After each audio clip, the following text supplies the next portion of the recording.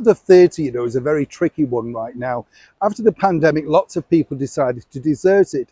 High ticket prices mean that less and less people can afford such a treat. So it's these particular headlines that really make it even harder for someone to make not just a name in the world of theatre, but more importantly, get an audience to come in. But how true is this headline? As ever, let me explain.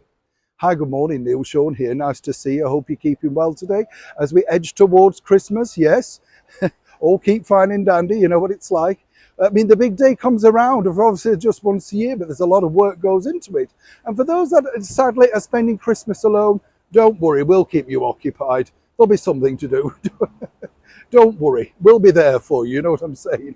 Back as ever though to your news story of the day. This story really did anger me, in fact, because it claims that the former pop star Cheryl Cole of Girls Aloud fame would be earning around about £750,000 for a 4-month stint in London's West End at a play called Ghost Story.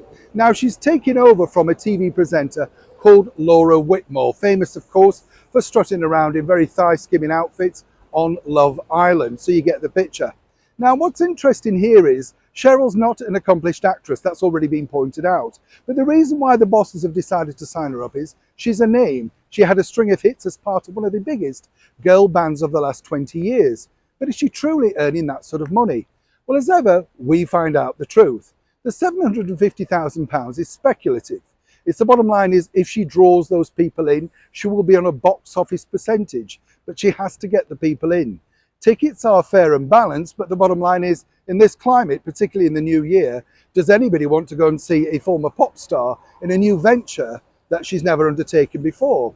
For me, I'd like to offer my support because it's a very big task ahead. She's trying to reinvent herself. She's openly admitting that this is a new direction that she wishes to take her career in.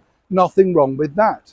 But again, the headline in the mainstream media means that you, the average person, simply couldn't afford to go and see your favourite pop star of yesteryear. So you can understand how confusing this is.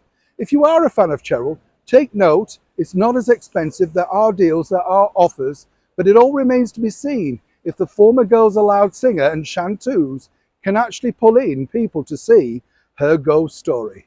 As ever, we'll be there to let you know along the way. Neil Sean in the very heart of London.